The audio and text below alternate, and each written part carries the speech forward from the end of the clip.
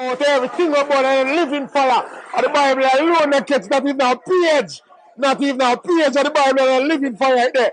Can't tell me say the kingdom powerful you. The Bible even catch. Not even a fire not touch it charge. And a living fire, what take it out of a friend?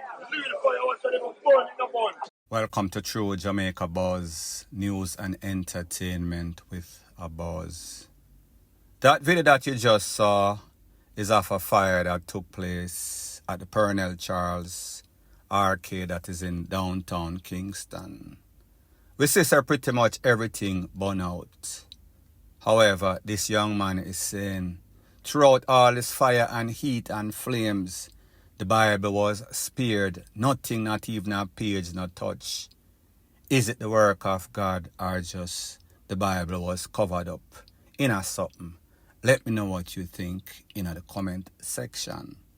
The next thing that is popping in the news, the pictures that you see on your screen are of two Jamaican individuals known on the street as J-Icon and Apple. Government name Jadian Richards, 44, Nikisha Richards. I guess they are married or maybe they are seeing each other, talking about some sorts of weirdo kind of ish. That is not the case.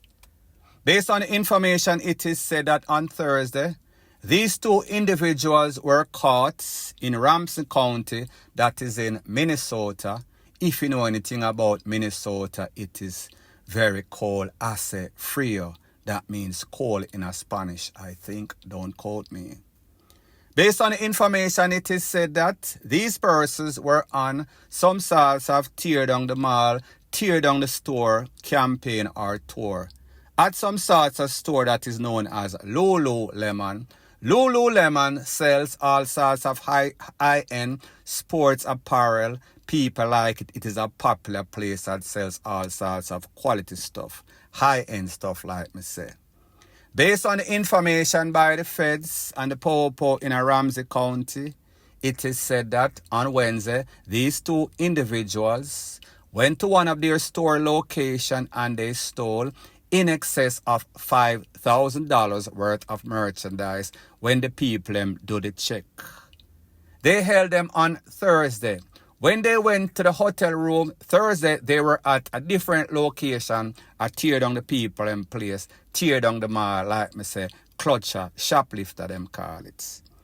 When they went or held them on Thursday, they took them to the hotel room. When they searched 12 suitcases, it had in excess of $50,000 worth of merchandise from said store. When they did the calculation based on the investigations from stores that are located in Colorado, Utah, New York City, and Connecticut, where the couple is from, it is said that they stole in excess of $1 million US. For those of you that don't know, that is 150 plus million Jamaican dollars. Buku cash. No sorts of petty stuff.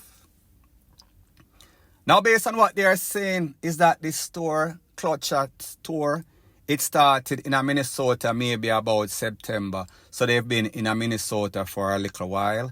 Maybe they go to the adjoining bordering states and thief and come back. But they are held with merchandise or they are accused, allegations that they've been stealing from all sorts of Lululemon store, affiliate stores all across the nation, New York, Connecticut, Utah, Colorado, amongst other places. So therefore, them depend on some sorts of clutching store. Now, people, these are some of the same social media influencers that you see all over the place pose in all sorts of party, pop champagne. And you think, say, hold on a minute, these are some big ballers, these are some celebrity.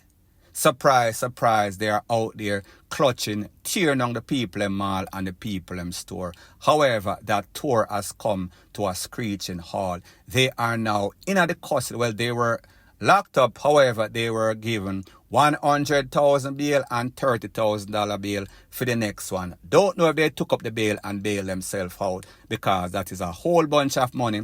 When you are in the feds, the district court, you will have to prove where you get that money from. You cannot use proceeds of crime, because more than likely these people don't have any sorts of legitimate 9 to 5, or at least I don't know about it. Now, here's a funny thing. When both individuals were asked, where you got all these merchandise, 12 suitcase, all of it from Lululemon with tag still on it, they deny that they know who it belongs to. They deny that they stole it from any one of those many locations, statewide, citywide, nationwide. However, more than likely, there are going to be all sorts of video evidence with all sorts of up-to-the-time camera that saw them stealing, clutching, shoplifting the people merchandise. Whenever it goes to the feds or the district court, it is not like Jamaica kangaroo court. These people are going to come with all of the video evidence, all of the picture evidence, all of the calculation. So therefore, like the people them say, they install or put up a new task force just for crimes like these, and these are the victims why they do it, because these people have been complaining over the years, over the months, that they've been losing in excess of millions of dollars worth of thievery. If this is what they claim in the last couple of months from Colorado, Utah, New York, Connecticut, where they're from, and now Minnesota, where they were caught, at least 2 locations.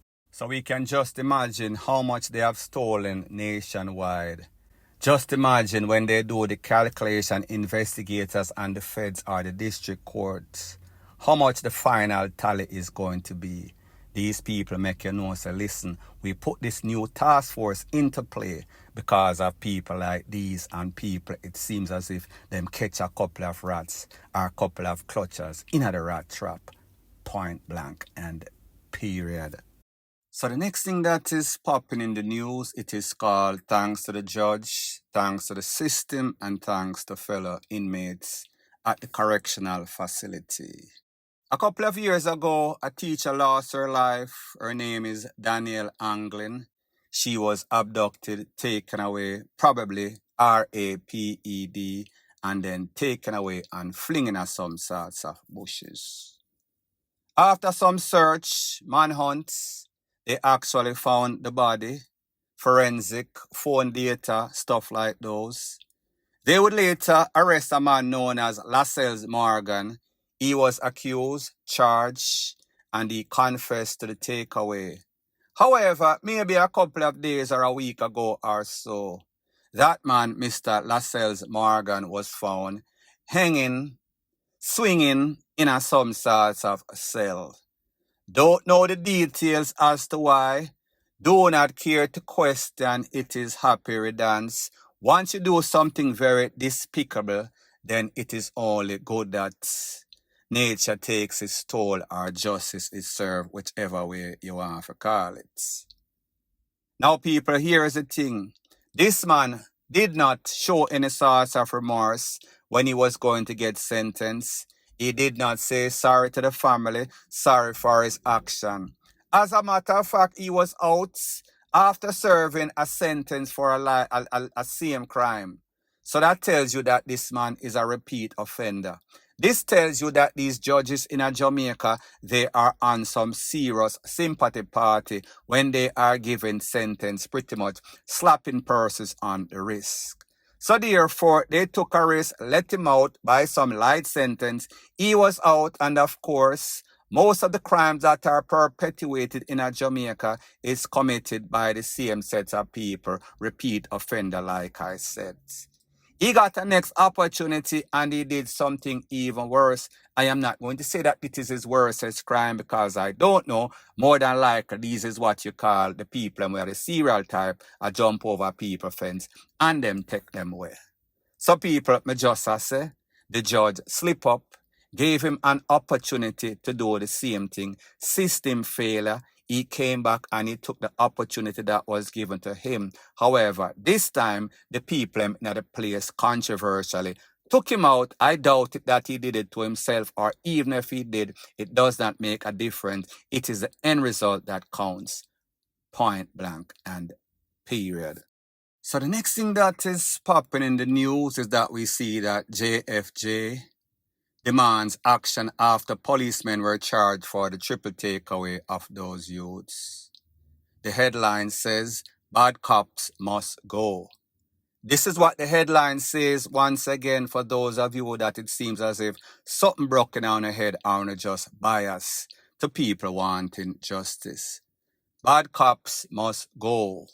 After the triple takeaway by the Popo, those officers, at least two of them, are detained, and a lot of them at the office, they were also suspended, holding on to some sorts of investigation. What I've come to realize is that I don't know if Jamaican people like justice.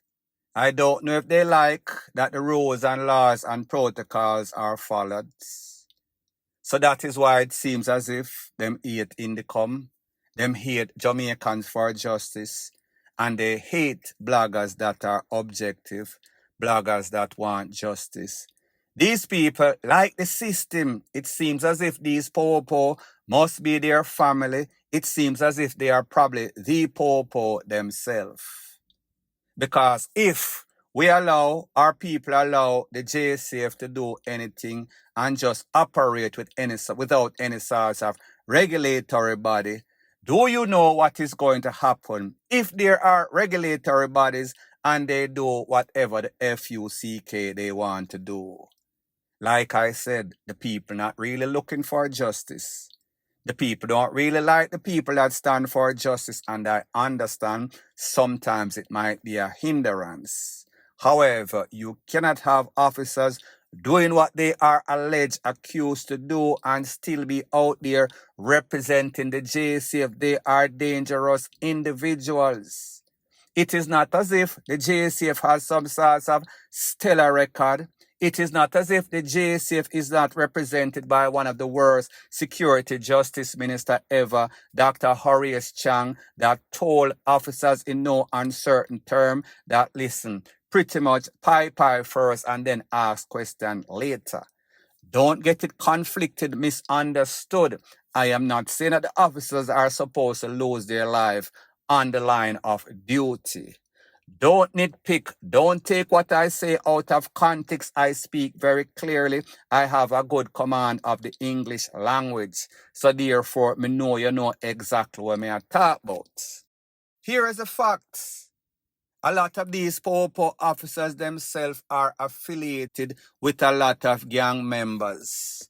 A lot of these police officers out there are extorting the extortioners. A lot of them are extorting the choppers. A lot of them are affiliated with certain gangs, and they get money from that gang to take out the next gang. So it is not as if there are not officers out there that are acting just like criminals. So therefore, when people talk, people get them feelings. Nobody is saying that the good officers are supposed to be charged, and I understand that we are desperate, and desperate times calls for desperate measure. However, whenever you just open the door for people to do whatever they so choose, they are going to take advantage of the situation. They are going to get out of control. Because if they are out of control right now with regulatory bodies such as Indicom, such as Jamaicans for Justice, and such as bloggers with some sorts of balls like myself that are not system people that can talk the truth and be objective.